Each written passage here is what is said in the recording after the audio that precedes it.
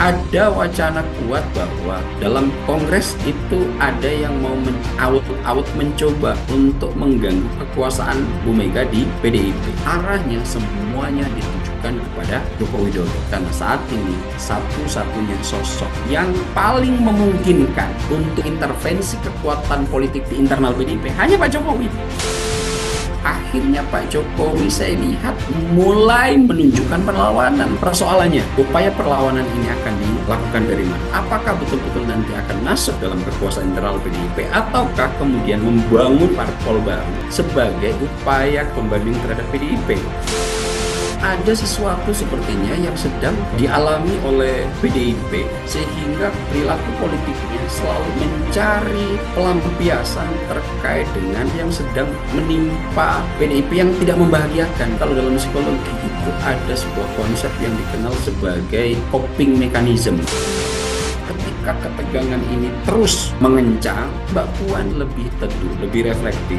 Akan tetapi, hal ini berbanding terbalik dengan sikap dari politisi-politisi PDIP yang ada di DPP. Rancangan Undang-Undang TNI, di mana Bu Mega menolak keras terhadap revisi ini. Akan tetapi, Panja yang memimpin siapa? PDIP. Tentu ini kita makin lihat bahwa ada perpecahan di dalam tubuh PDIP terkait pandangan-pandangan politik dan situasi yang sedang dihadapi. Pertengkaran antara PDI Perjuangan Yunto Putri Soekarno Putri melawan Joko Widodo sampai dua-duanya masih memiliki power yang cukup signifikan, maka pada saat itu pula pertengkaran ini masih akan terus terjadi. Terima kasih telah berkenan singgah di channel ini ya. Jangan lupa tekan tombol subscribe dan nyalakan lonceng notifikasinya. Selamat menyimak.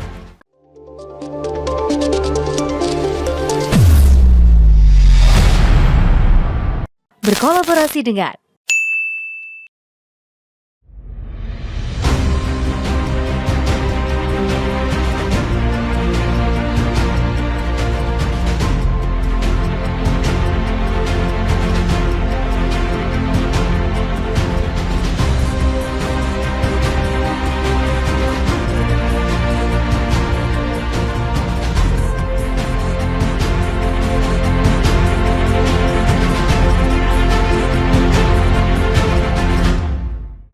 ya harusnya disebutkan siapa itu biar jelas.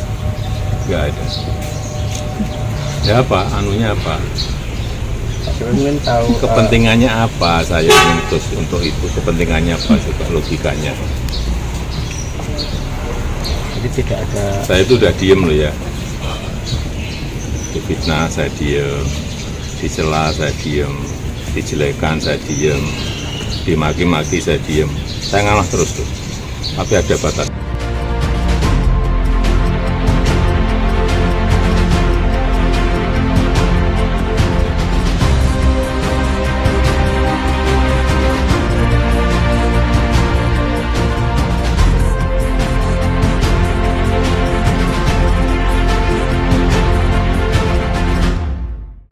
Kita masih banyak masalah bangsa dan negara yang harus kita sama-sama cermati bersama, bagaimana kita membangun bangsa dan negara bersama-sama. Bangsa ini perlu kita bangun, nggak bisa sendirian, bangsa ini harus kita bangun bersama-sama. Jadi semua yang mempunyai kontribusi, yang mempunyai pemikiran baik untuk bangsa ini, ya marilah ayo kita sama-sama bangun bangsa ini dengan pemikiran positif ke depan. Jadi sudahi hal-hal yang kemudian hanya membuat kita ini terpecah belah, sudahi hal-hal yang membuat kita ini kemudian hanya berkutat dengan hal-hal yang kemudian membuat kita itu saling berprasangka, apalagi ini di bulan Ramadan, bulan yang penuh berkah. Marilah kita berpikir positif dan kemudian ayo kita sama-sama bangun bangsa ini bersama-sama dengan berpikiran positif.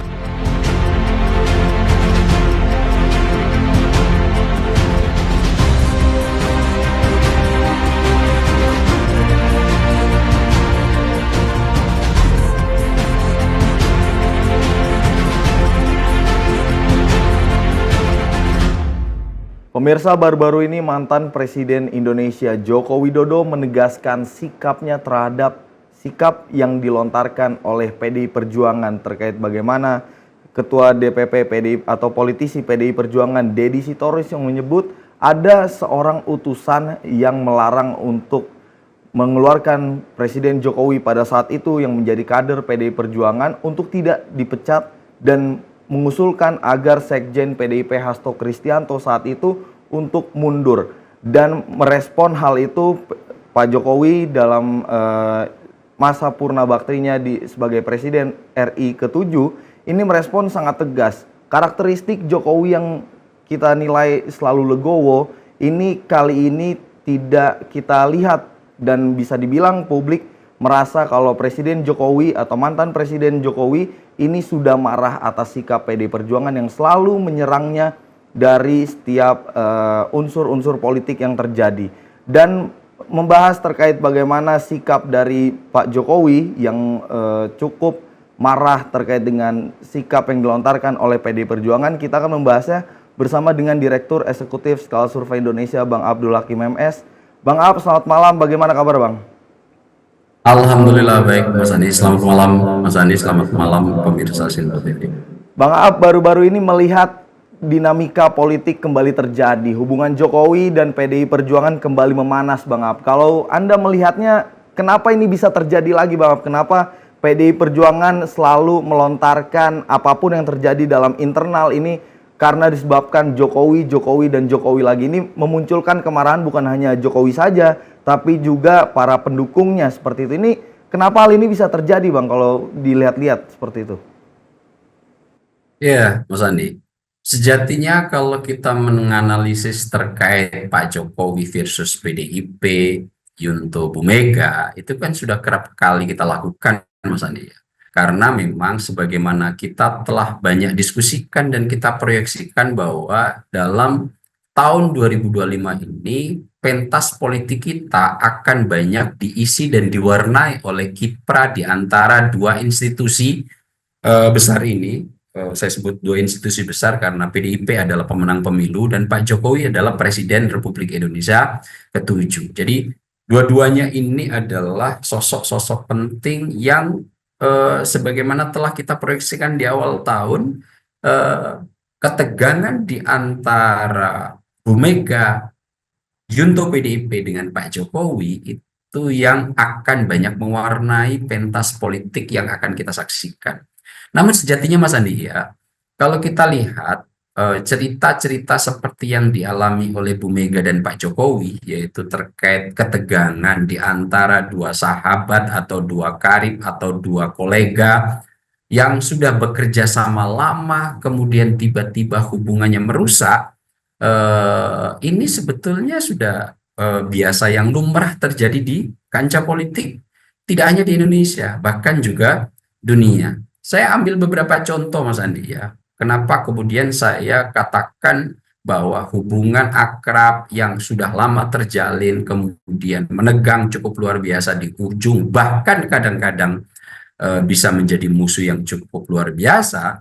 Itu juga kalau kita lihat dari kisah-kisah politisi-politisi dunia dalam mengarungi kekuasaan sebuah negara, itu sudah kerap kali terjadi dan lumrah kita saksikan. Saya ambil sebuah contoh paling sederhana. Apa yang pernah dialami oleh dua tokoh besar di negara Uni Soviet. Siapa itu? Joseph Stalin dan Leon Trotsky. Di mana sebetulnya pada awalnya Trotsky dan Stalin ini adalah sama-sama bagian dari revolusi Bolshevik tahun 1917 loh. Trotsky ini adalah seorang pemikir dan komandan militer utama revolusi. Sementara Stalin adalah seorang organisator ulung dalam Partai Komunis. Namun apa yang terjadi Mas Andi?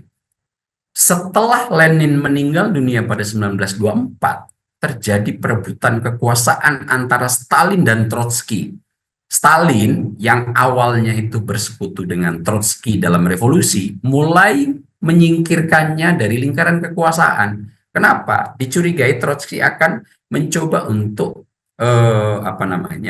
menjadi ancaman serius Stalin agar bisa menggenggam kekuasaan di Uni Soviet. Pada 1929, Trotsky akhirnya diasingkan dan pada 1940 dia dibunuh oleh agen Stalin di Meksiko. Apakah ini cerita tunggal? Enggak, saya akan bergeser. Misalnya ini cerita yang mewarnai kisah politik dunia, Jerman Nazi. Di mana kalau kita lihat filmnya Mas Andi ya, banyak betul yang bisa kita saksikan bagaimana Adolf Hitler dengan Ernst Röhm itu adalah sahabat lama, bahkan Röhm ini berjasa kuat mengantarkan Hitler ke tampuk kekuasaan, di mana waktu itu akhirnya Röhm yang bersahabat lama ini kemudian di ujungnya bermusuhan kuat dengan Hitler. Röhm sendiri ini adalah salah satu pemimpin utama pasukan paramiliter Nazi yang membantu Hitler naik ke tampuk kekuasaan. Akan tetapi setelah Hitler menjadi kanselir Jerman pada 1933, dia melihat Röhm ini sebagai ancaman serius karena dia punya cita-cita untuk melakukan revolusi di dalam tubuh militer. Dan apa yang terjadi? Pada 1934, dalam peristiwa yang kita kenal sebagai Malam Pisau Panjang, Röhm bersama banyak anggota paramiliter yang dianggap sebagai pengikut Röhm dieksekusi mati oleh Hitler. Apakah itu cerita yang kedua? Tidak. Masih ada cerita lagi nih. Saya akan bergeser ke negara Cina.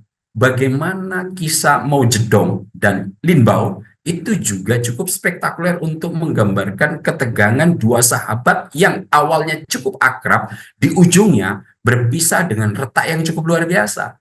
Awalnya Lin Biao ini adalah jenderal setianya Mao Zedong yang berperan besar dalam kemenangan luar biasa Partai Komunis saat Perang Saudara di Cina. Nah, ia juga Lin Biao ini memainkan peran utama dalam mempromosikan Mao melalui buku merah kecil selama revolusi kebudayaan. Akan tetapi apa yang terjadi? Pada awal 1970-an, Mao Zedong ini mulai curiga kalau Lin Biao ini akan berencana menggulingkannya. Akibatnya apa? Lin dituduh sebagai pengkhianat dan dilaporkan tewas dalam sebuah kecelakaan pesawat pada 1971 saat dia ingin melarikan diri ke Uni Soviet. Ada lagi cerita-cerita yang model begini saat kita bergeser pada negara mbahnya demokrasi, mana? Amerika. Kita tahu bagaimana seorang Thomas Jefferson itu bersahabat karib dengan John Adams. Awalnya keduanya ini adalah sahabat yang sama-sama berperan dalam revolusi Amerika. Bahkan ya, Jefferson dan Adams ini pernah bekerja sama dalam menyusun deklarasi kemerdekaan Amerika. Tapi apa yang terjadi? Saat pemilihan presiden tahun 1800, keduanya menjadi rival yang sangat sengit. Kampanye mereka itu penuh dengan serangan dan hinaan pribadi, di mana waktu itu yang paling terkenal adalah John Adams ini disebut sebagai seorang monarkis, penganut sistem kerajaan yang totaliter begitu. Kemudian Jefferson juga tidak luput dari serangan dan hinaan yang lain. Dia disebut sebagai ateis radikal. Cuma untuk kisah Amerika ini agak cukup berbeda nih Mas Andi jika kita berbandingkan dengan kisah-kisah yang saya sebutkan yang di awal. Kenapa? Karena ketika mereka berdua pensiun, mereka kembali bersahabat dan sering berkirim surat sampai akhirnya keduanya meninggal. Dan uniknya, dua-duanya meninggal di tanggal dan tahun yang sama, 4 Juli 1826. Itu dalam konteks dunia. Pertanyaannya, di Indonesia ada sejarah nggak sebelum ketegangan yang menimpa Pak Jokowi dengan Bu Mega untuk PDIP? Ada. Siapa itu? Presiden Soekarno, Presiden pertama Republik Indonesia dengan Presiden Soeharto. Mas Andi, Pak Harto itu dulu di awal-awal adalah jenderal yang sangat loyal dan mendukung penuh kepemimpinan Soekarno. Sebagai salah satu contoh, bagaimana Pak Harto loyal betul sama Pak Karno. Ketika operasi Trikora, operasi merebut Irian Barat dari Belanda, itu yang menjadi tulang punggung utama adalah Pak Harto. Demikian halnya saat operasi Dwi Kora ketika kita berkonfrontasi dengan Malaysia. Soeharto juga menunjukkan loyalitas penuh terhadap Soekarno. Akan tetapi apa yang terjadi setelah peristiwa G30 SPKI tahun 65? Soeharto secara bertahap demi tahap akhirnya mengambil alih kekuasaan dari Soekarno. Dan pada 1967, kalau nggak salah itu, akhirnya Soekarno secara resmi oleh Pak Harto kekuasaannya dilucuti dan akhirnya mengalami pengasingan diri selama tidak lagi memegang tampuk kekuasaan, dan akhirnya hal ini dialami oleh Presiden Soekarno sampai meninggal tahun 1970. Pertanyaannya, bagaimana dengan Bu Mega, Yunto PDIP, dengan Pak Jokowi? Nah, saya melihat Mas Andi ya, ada kemiripan yang terjadi antara Pak Jokowi dan Bu Mega Yunto PDIP yang kemudian menegang kuat ini jika saya sambungkan dengan cerita-cerita yang saya urai tadi. Nomor satu, hubungan Pak Jokowi dengan Bu Mega Yunto PDIP ini sudah terjalin sangat panjang. Kita tahu Pak Jokowi memulai meniti karir di dunia politik melalui PDIP. Sejak saat itu Pak Jokowi berhasil menjadi wali kota 2 kali di Solo, meskipun untuk periode kedua tidak tuntas. Setelah itu kemudian pergi ke Jakarta menjadi gubernur DKI.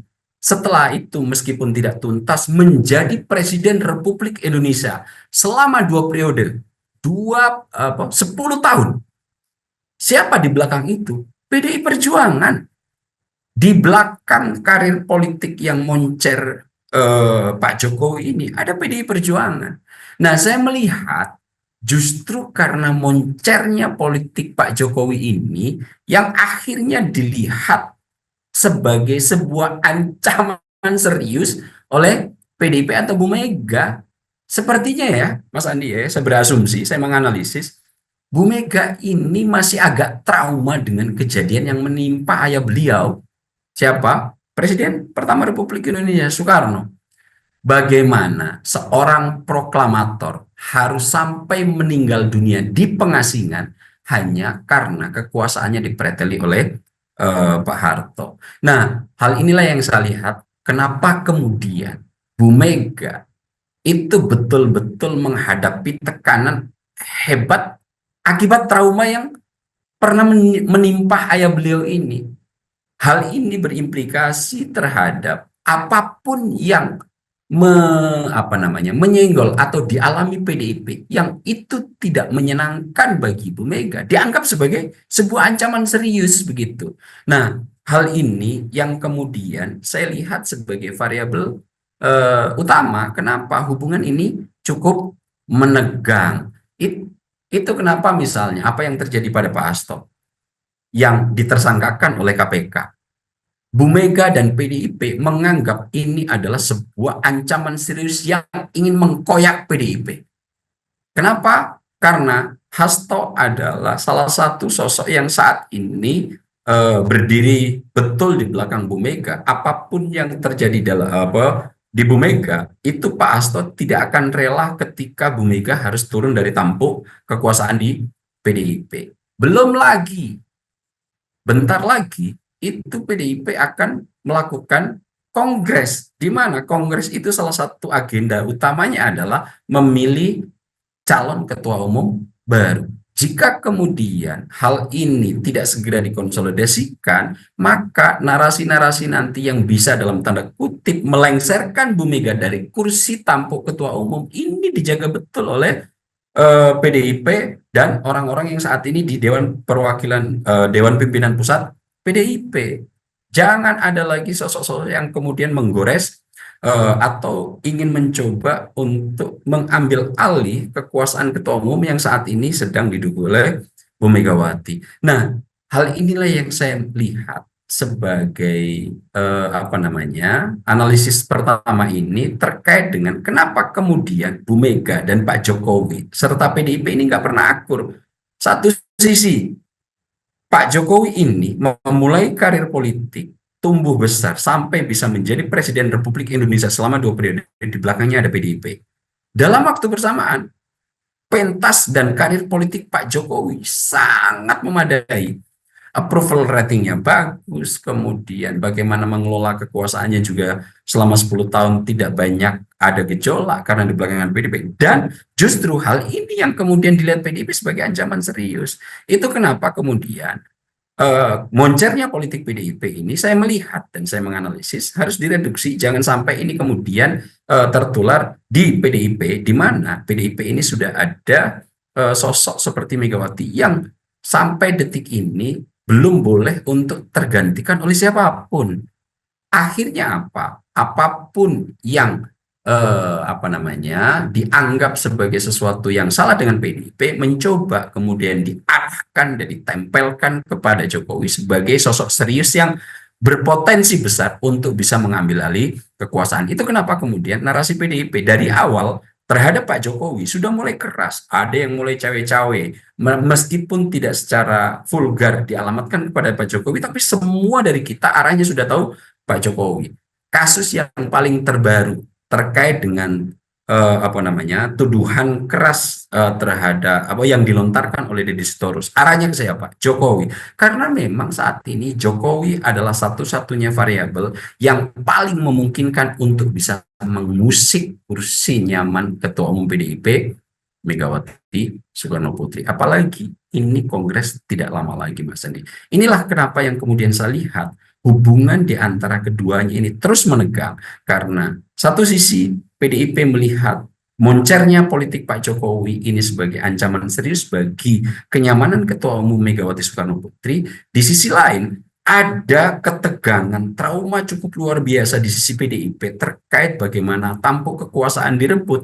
Nanti ini akan bisa seperti ayah beliau, siapa, Presiden Soekarno, yang akhirnya meninggal pun di dunia pengasingan. Nah, ini sebetulnya kejadian lumrah, namun yang perlu menarik kita cermati, apa dari ending ketegangan antara Jokowi dan Megawati Soekarno Putri untuk PDIP ini, Mas Andi. Baik Bang Ab, kalau melihat statement dari Jokowi, saya itu udah diem loh ya, difitnah saya diam, dicela saya diam, dijelekan saya diam, dimaki-maki saya diam. Saya ngalah terus, tapi ada batasannya. Kalau Anda melihat Bang Ab, dari karakteristik Jokowi selama berkarir di politik, tentunya dari PDI Perjuangan dari tahun 2004 sampai pecah kongsi di tahun 2023, melihat sikap Jokowi yang baru-baru ini Bang Ab, ini nampaknya sebuah kemarahan yang sudah gerah Jokowi diungkapkan kepada publik kalau terus diprovokasi oleh politisi PDI Perjuangan. Kalau Anda melihatnya bagaimana Bang Ab statement dari Jokowi ini? Ya, ini banyak pihak menengarai sebagai reaksi baru dari seorang Joko Widodo ketika menghadapi konflik. Dan saya melihatnya karena ada dua perkara yang kemudian saya menduga kenapa Pak Jokowi reaktif yang agak cukup berbeda dengan biasa-biasanya. Karena nomor satu, saat ini PDIP ketika menyerang dan Pak Jokowi ketika menerima serangan, posisi Pak Jokowi saat ini sudah berbeda, Mas Andi. Kalau dulu posisi Pak Jokowi ketika di awal-awal ketegangan, posisinya masih sebagai Presiden Republik Indonesia. Ada persoalan, Pak Jokowi masih mampu untuk mendelegasikan persoalan-persoalan itu bisa diselesaikan oleh pihak lain. Akhirnya apa? Pak Jokowi masih bisa cukup nyaman untuk melakukan pola dan ritme gestur politik yang sudah biasa dilakukan. Akan tetapi saat ini posisi Presiden Republik Indonesia itu sudah tidak ada. Pak Jokowi saat ini berdiri sendiri dan ketika ada serangan, maka mau tidak mau Pak Jokowi harus merespon secara pribadi, tidak lagi kemudian bisa meminjam dalam tanda kutip tangan-tangan yang lain, kecuali para relawan yang sekarang saat masih berada dalam koordinasi beliau untuk melakukan upaya penyelesaian. Nah, perkara ini yang saya lihat kenapa kemudian Pak Jokowi merespon agak cukup berbeda dari biasanya.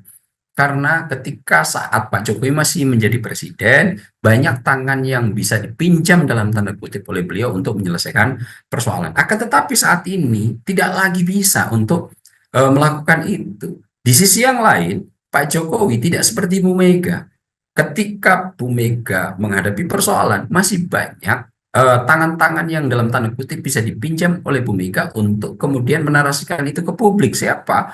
Politisi-politisi PDIP. Akhirnya Pak Jokowi mau tidak mau harus merespon secara pribadi. Yang menjadi cukup menarik adalah statement Pak Jokowi. Kalau saya melihat dengan ucapan Pak Jokowi yang cukup keras ini, akhirnya Pak Jokowi saya lihat mulai menunjukkan perlawanan, Mas Andi.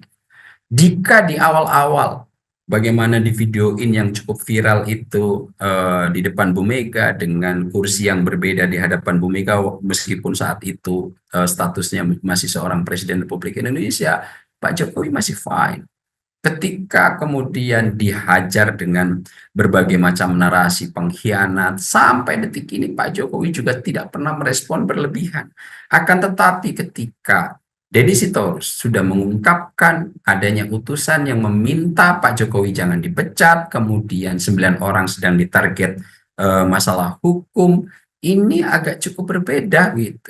Meskipun utusan ini oleh PDIP tidak disebut hadir dari Pak Jokowi, akan tetapi narasi ini, asumsi publik sudah tahu arahnya kemana. Karena lagi-lagi berdasarkan apa yang kita urai, satu-satunya orang yang saat ini berpotensi untuk mengganggu kenyamanan kursi empuk Bu Megawati dalam posisi Ketua Umum PDI Perjuangan hanya Pak Jokowi. Tidak ada sosok lain. Tidak ada pihak-pihak yang memiliki potensi kuat dalam Kongres besok itu yang mampu untuk cawe-cawe dalam konteks adanya suksesi kepemimpinan di PDIP, hanya Pak Jokowi. Akan tetapi apakah ini tanda-tanda Pak Jokowi kemudian akan mencoba melakukan perlawanan dari serangan-serangan yang sudah dilakukan oleh PDIP? Ini kalau saya lihat potensi gejala awal dari Pak Jokowi untuk melakukan perlawanan. Bagaimana hal ini kemudian dinarasikan? Bisa kita baca kok dari semua yang dikemukakan oleh relawan-relawan Pak Jokowi gitu. Di mana ketika Pak Jokowi diserang dengan cukup luar biasa besar, memang Pak Jokowi menurut Projo misalnya sudah sangat jengkel dengan apa yang secara terus-menerus ditimpakan kepada dirinya, meskipun menurut pihak mereka, Pak Jokowi dan para relawan Pak Jokowi ini, Pak Jokowi tidak melakukan apa-apa. Apakah ini buah dari psikologi ketakutan yang cukup berlebihan terkait dengan posisi kekuasaan di internal PDI Perjuangan? Banyak relawan PDIP yang menengarai itu. Dan akhirnya narasi-narasi beberapa relawan menunjukkan sepertinya Pak Jokowi akan melakukan upaya perlawanan. Persoalannya, upaya perlawanan ini akan dilakukan dari mana? Apakah betul-betul nanti akan masuk untuk mencoba bergelut dalam kekuasaan internal PDIP, ataukah kemudian membangun institusi baru, parpol baru yang sudah banyak diwacanakan yang nanti akan sangat terbuka ini sebagai upaya kekuatan politik pembanding terhadap PDIP. Nah, ini yang akan perlu kita tunggu. Dua alternatif ini, mana kira-kira yang akan ditempuh oleh Pak Jokowi? Apakah kemarahan dalam tanda kutip Pak Jokowi ini dalam konteks melakukan perlawanan terhadap perilaku yang sudah dilakukan PDIP terhadap dirinya ini berbentuk intervensi untuk masuk ke kekuasaan PDIP, ataukah Pak Jokowi akan membangun sebuah institusi partai politik baru yang nanti akan dijadikan perahu sebagai wadah menjadi pembanding kekuatan PDIP yang selalu dari hari ke hari, bulan ke bulan, minggu ke minggu itu selalu memojokkan Pak Jokowi. Meskipun di awal-awal mereka ini adalah kawan sejawat dan yang saling mendukung ketika berada di tampuk kekuasaan. Patut kita tunggu. Tadi yang Bang Ab sampaikan adalah hari ke hari para politisi PDI Perjuangan ini selalu memojokkan Jokowi. Ini sebenarnya maunya PDIP ini seperti apa sih Bang? Atau mungkin di belakangnya ada antara PDI Perjuangan dengan Pak Jokowi seperti itu, ini ada hal atau sebuah persoalan yang sebenarnya belum selesai karena ini secara berlarut-larut terus terjadi seperti itu Bang? Kalau saya melihatnya Mas Andi ya, secara psikologis ada sesuatu sepertinya yang sedang dialami oleh PDIP, sehingga kemudian dari hari ke hari perilaku politiknya selalu mencoba mencari sandaran, pelampiasan terkait dengan hal-hal yang sedang menimpa PDIP yang tidak membahagiakan gitu. Jadi saya melihat kalau dalam psikologi itu ada sebuah konsep yang dikenal sebagai coping mechanism, Mas Andi. Apa itu? Ketika seseorang sedang mengalami tekanan serius, untuk kemudian mencoba keluar dari tekanan itu, dia melakukan upaya apapun gitu. Jadi upaya apapun ini, baik itu nanti yang sudah dipikirkan secara baik ataupun sesuatu itu yang yang dilakukan tanpa pemikiran jauh, bahkan bersifat impulsif gitu. Apa impulsif itu? Apa ya? Berpikir melakukan sesuatu yang tidak nanti dipikirkan dampak risiko yang akan mengiringi dari apa keputusan yang sedang diambil, cukup impulsif. Nah, dalam psikologi disebut sebagai coping mechanism. Nah, kenapa coping mechanism ini terjadi dengan PDIP? Saya lagi-lagi melihat dari uraian pertama saya yang telah kita diskusikan tadi, Mas Adi, bahwa sepertinya ada trauma yang sedang dialami oleh Bu Mega yang itu pernah terjadi kepada ayah beliau. Apa itu? Situasi yang sangat tidak mengenakan ketika tampuk kekuasaan itu sudah tidak ada lagi di tangan. Di mana kemudian Presiden Soekarno waktu itu harus sampai meninggal di pengasingan tanpa kemudian ada pengelolaan yang memadai sebagai seorang presiden. Nah, sepertinya Bu Mega ada trauma ini, sehingga sekecil apapun yang kemudian menimpa PDIP, Bu Mega meresponnya dengan serius. Termasuk seperti yang saya ungkap tadi, proses KPK yang mentersangkakan Hasto Kristianto itu bahkan disebut sebagai sebuah ancaman. Meskipun sebetulnya kasus ini sudah 20 tahun yang udah 10 tahun yang lalu ya kalau nggak salah itu. Bahkan sebelum Pak Jokowi menjabat sebagai kuasa, ini kan kasus-kasus tahun 2014 ketika Pak Jokowi di awal-awal menjabat sebagai Presiden Republik Indonesia. Ini kan kasus lama. Ketika kemudian waktu itu kasusnya sudah ada yang ditersangkakan. Wahyu sebagai komisioner KPU juga sudah ditahan, bahkan sekarang masa hukumannya sudah selesai. Dan untuk Harun Masiku sampai detik ini masih belum bisa ditangkap dan kasusnya masih gantung. Nah, ketika kemudian hal ini menyeret nama Hasto Kristianto yang harus berurusan dengan hukum di KPK yang selama 10 tahun terakhir ini mati suri, ini bahkan dianggap sebagai sebuah ancaman loh. Kenapa? Saya melihat ancaman ini kemudian untuk siapa yang dicari sebagai biang keroknya, lagi-lagi secara asumtif masyarakat bisa menengarai arahnya ke Pak Jokowi. Narasi yang digunakan PDIP apa? Karena KPK yang sekarang ini adalah KPK yang komisionernya, nama-namanya masih disetor pada era Pak Jokowi. Nah, hal-hal yang semacam ini, Mas Andi, ini adalah sebagai bentuk mekanisme pertahanan, coping itu kalau kita spell COPE ya, coping pertahanan, coping mekanisme bertahan. Ini akhirnya berimplikasi pada dua alternatif. Nomor satu, implikasi coping mekanisme ini akan mengarah kepada upaya adaptif coping. Apa itu? Intinya bahwa ini ketika ada sesuatu yang membuat stres dirinya, dia akan mencoba berpikiran positif. Dia akan mencoba refleksi, mencoba kontemplasi, kemudian berpikir ulang sejenak untuk kemudian memikirkan jalan keluarnya. Nah, situasi-situasi semacam ini dalam menghadapi stres ya, seperti yang sedang dialami PDIP. Kenapa PDIP saya sebut stres saat ini? Sedang mengalami tekanan yang cukup tinggi, sekjennya ditersangkakan oleh KPK.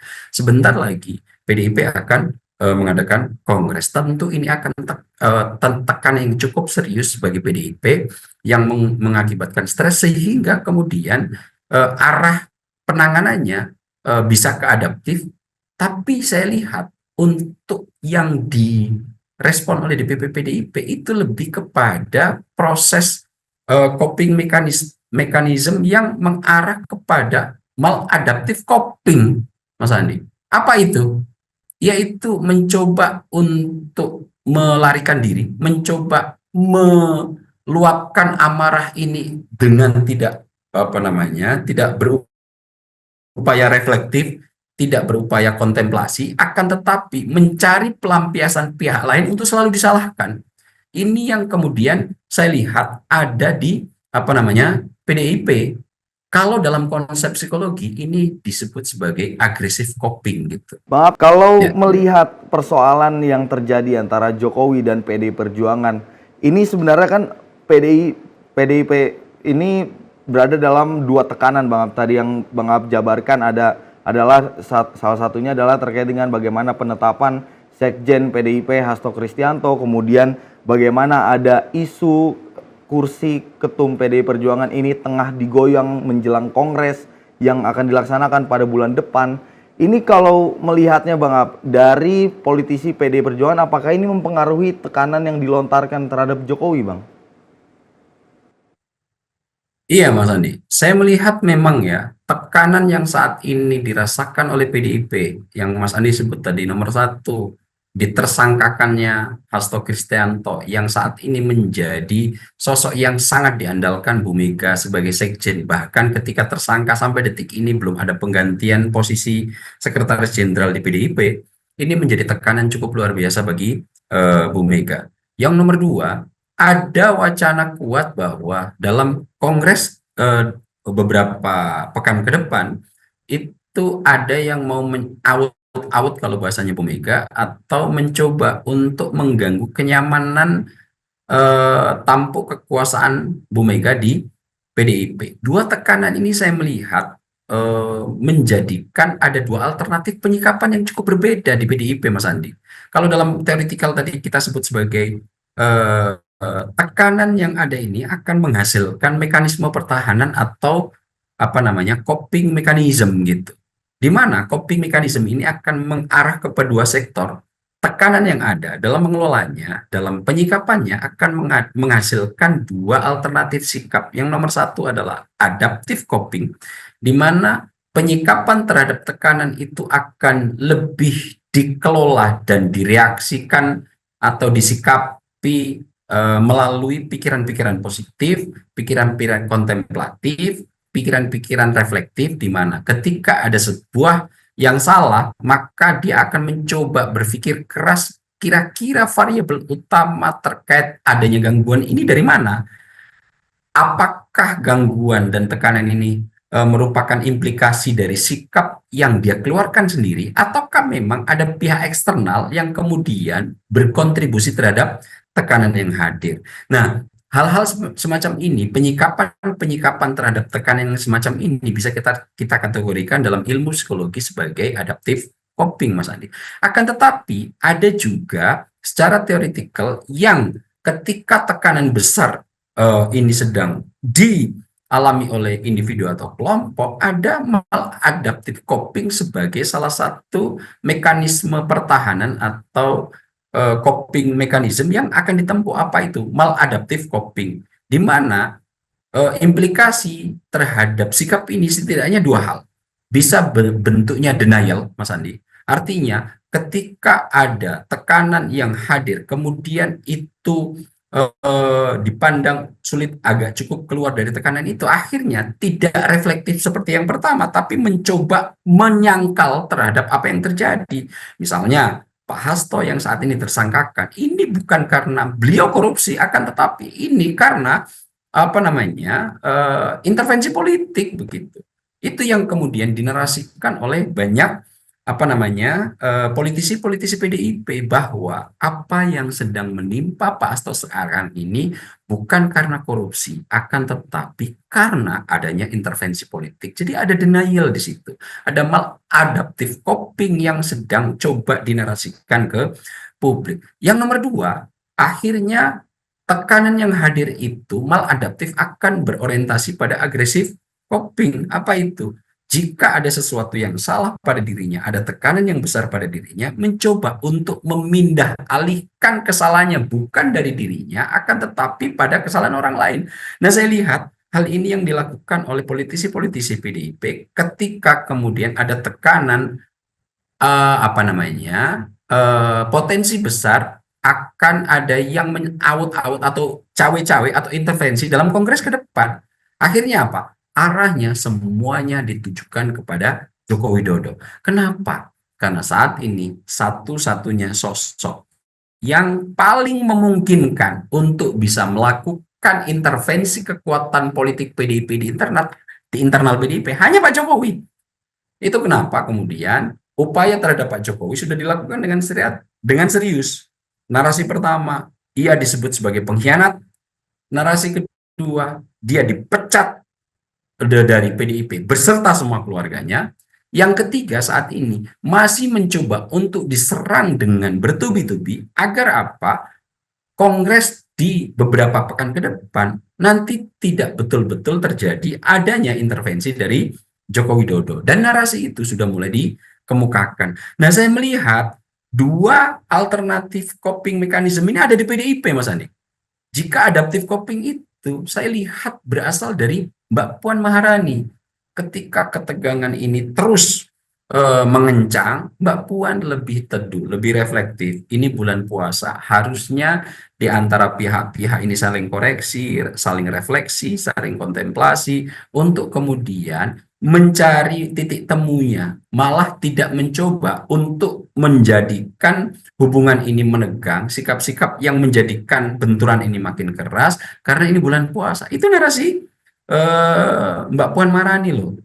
Akan tetapi hal ini berbeda dan berbanding 180 derajat terbalik jika kita kemudian bandingkan dengan sikap dari politisi-politisi PDIP yang ada di DPP. Sebut saja Guntur Romli, kemudian Deddy Sitorus, kemudian beberapa sosok-sosok yang lain yang kemudian narasinya cukup agresif dan denial terkait dengan pentersangkaan Hasto Kristianto ataupun terkait dengan ancaman Kongres di beberapa pekan ke depan. Nah, hal ini yang saya lihat akhirnya makin menunjukkan bahwa faksi di dalam PDIP makin nyata, di mana Mbak Puan yang saat ini ada di parlemen lebih condong dan cenderung untuk kemudian berkompromi dengan Pak Prabowo terhadap berbagai macam kebijakannya. Kita ambil sebagai contoh saat ini adalah revisi undang-undang TNI, rancangan undang-undang TNI, di mana Bu Mega beberapa pekan yang lalu menolak keras terhadap revisi ini. Akan tetapi panja yang memimpin rapat ini di Hotel Fairmont siapa? PDIP, Mas Utut Adianto. Tentu ini kita makin lihat bahwa ada perpecahan kuat di dalam tubuh PDIP terkait pandangan-pandangan politik dan situasi-situasi yang sedang dihadapi. Mbak Puan lebih cenderung untuk reflektif dan lebih kompromistis, untuk kemudian yang di DPP misalnya Deddy Sitorus kemudian dan kawan-kawan lebih cenderung untuk agresif coping dan juga denial terkait dengan apa yang saat ini sedang menimpa dan tekanan besar yang dialami oleh PDIP. Nah, pembelahan ini saya lihat makin nyata dan patut kita tunggu saat ini adalah respon perlawanan dari Joko Widodo. Ke arah mana Jokowi yang punya batas kesabaran ini terkait dikuyok-kuyok terus oleh PDIP dan Bu Mega, ini yang sangat patut kita tunggu, Mas Andi. Bang Ab, kalau dalam pertempuran kan tidak ada untungnya seperti itu. Kalau kata peribahasa ini sama-sama hancur lah, seperti itu ya. Nah, kalau melihat dari perseteruan yang terjadi antara Jokowi dan PD Perjuangan, ini dua-duanya rugi dari sektor apa aja, Bang? Kalau pengamatan Bang Ab? Ya, Mas Andi, algoritma yang barusan Mas Andi sebut itu bukan dari algoritma dunia politik, Mas Andi. Dalam dunia kekuasaan, matahari kembar itu adalah sebuah hal yang haram. Dalam dunia kekuasaan, matahari harus satu. Jika ada dua matahari, maka nanti hal ini akan membuat kondisi situasi dalam internal kekuasaan akan gonjang-ganjing. Itu kenapa kemudian sahabat karib yang sudah ditempuh dalam waktu yang lama, ketika kemudian salah satunya sudah mencapai atau mencoba meniti karir kekuasaan dan yang lainnya mencoba untuk mengganggu, maka mau tidak mau ada ini apa terjadi prinsip zero sum game, Mas Andi. Jadi dalam algoritma kekuasaan politik saya lihat tidak bisa kemudian meskipun nanti dua-duanya hancur kalau lagi berperang, algoritma ini tidak terjadi dalam teoritikal dan faktanya dunia kekuasaan, Mas Andi.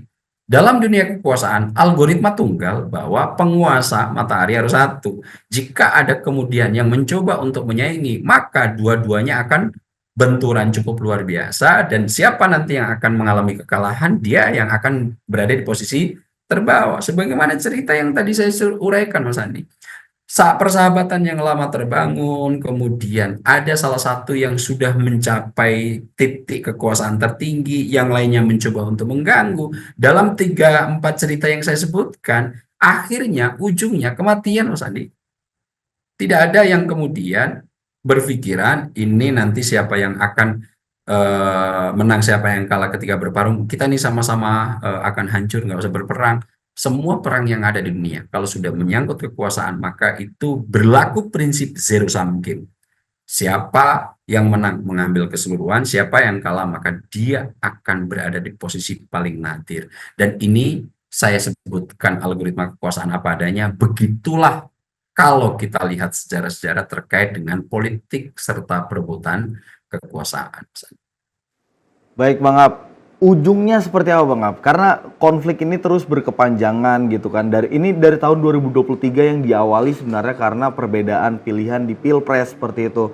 Kemudian banyak pihak berspekulasi kalau setelah pelantikan presiden ini semuanya sudah settle, sudah adem lagi, tapi nyatanya ini tuh masih terus berlanjut. Bahkan di tahun 2025 ini kembali mencuat dan menghangat lagi kasus Sekjen PDIP Hasto Kristianto. Banyak yang menyebut sebagai bumbu perseteruan antara kedua individu ini, yang satunya PDI Perjuangan, yang satunya Jokowi. Ini sebenarnya ujungnya seperti apa, Bang? Sebelum ada salah satu di antara keduanya yang terkapar, maka ini tidak akan pernah selesai, Mas Andi. Itu kesimpulan saya. Jadi, pergelutan, pertikaian, pertengkaran antara PDI Perjuangan Yunto Bumegawati Soekarno Putri melawan Joko Widodo yang sudah dilabeli sebagai seorang pengkhianat tidak akan pernah berakhir sebelum salah satu di antara keduanya ada yang terkapar. Itu kenapa sampai dua-duanya masih memiliki power yang cukup signifikan dalam konteks perpolitikan nasional, maka pada saat itu pula pertikaian, pertengkaran ini masih akan terus terjadi. Kecuali ada salah satu di antara keduanya kemudian sudah ingin bertapa, tidak lagi masuk dunia politik, tidak lagi cawe-cawe dalam kontestasi-kontestasi yang ada di Indonesia, saya yakin ketegangan ini baru mereda. Jika hal itu tidak terjadi, maka bersiap-siaplah sampai pemilu 2029, salah satu latar utama pentas politik nasional kita akan selalu diwarnai oleh pertikaian antara PDI Perjuangan Yunto Bumegawati Soekarno Putri melawan Joko Widodo yang rencananya akan membuat partai atau bahkan nanti alternatifnya bisa berpotensi untuk mencoba intervensi dalam kekuatan internal PDIP. Saya tidak tahu, ini baru analisis, tapi yang bisa saya garis bawahi, jika di antara keduanya belum ada yang terkapar dalam artian tidak ada yang mau mengalah kemudian mundur dari ranah politik, maka pada saat itu pula pertikaian ini tidak akan pernah usai, Mas Andi. Oke Bang Ab, artinya harus ada salah satunya yang benar-benar dinyatakan kalah seperti itu, bahkan harus dalam tanda kutip tewas dalam politik. Dan kalau melihat dari karakteristik pemimpin kepala negara saat ini, Presiden Prabowo Subianto, yang kalau kita melihat selalu mengajak untuk bersama-sama membangun bangsa, untuk bersama-sama dalam meluruskan atau mensukseskan program dari pemerintah untuk kebijakan masyarakat kelas menengah ke bawah khususnya. Kalau melihat karakteristik Presiden Prabowo Subianto ini, hal seperti ini tidak mungkin akan dibiarkan terjadi, Bang. Rute apa yang sekiranya akan diambil oleh Presiden atau bahkan Presiden akan membiarkan hal ini terjadi gitu? Kalau saya melihat Pak Prabowo, saya sangat meyakini tetap dalam situasi yang ada ini akan menjadi emulgator yang sangat baik.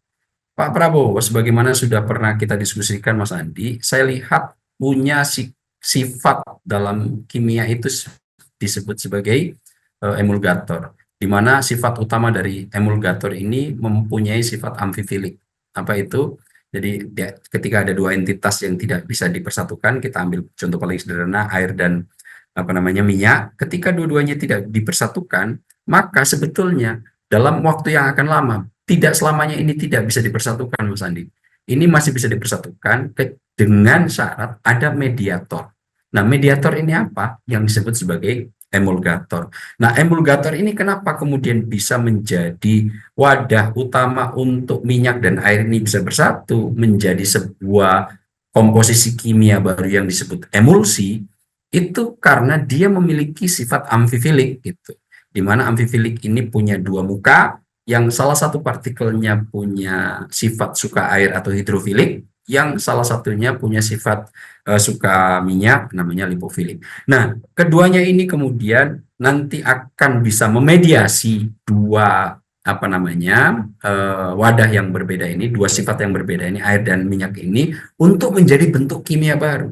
Nah, saya meyakini bahwa Pak Prabowo akan mencoba untuk agar menjembatani misalnya Bu Mega dan Pak Jokowi yang selama ini dua-duanya juga masih bagus, untuk diadon menjadi sebuah emulsi baru untuk kepentingan nasional. Emulsi yang saya sebut ini adalah kepentingan nasional. Nah, saya masih sangat meyakini bahwa Pak Prabowo akan tetap menjaga posisinya sebagai emulgator di antara dua ketegangan yang sedang terjadi. Pak Prabowo akan tetap mengupayakan sifat amfifilik ini terus menempel pada dirinya agar dua institusi besar, Joko Widodo dan Megawati Soekarno Putri yang memiliki sebagai ketua umum Partai Demokrasi Indonesia Perjuangan ini, akan tetap nanti bisa memberikan manfaat besar dalam konteks pengelolaan negara. Oke, dalam komposisi kimianya kalian tidak bisa bersatu, nggak ada persoalan. Akan tetapi kalau sudah dalam konteks negara, emulsi kimia baru yaitu kepentingan nasional, kita berharap hal ini bisa dijembatani. Contoh paling sederhana, Pak Prabowo sudah melakukan itu. Meskipun di luar parlemen, PDIP narasinya terus kemudian beberapa kali mengkritik Pak Prabowo, akan tetapi di parlemen masih kemudian PDIP menyokong dan mendukung semua program-program Pak Prabowo.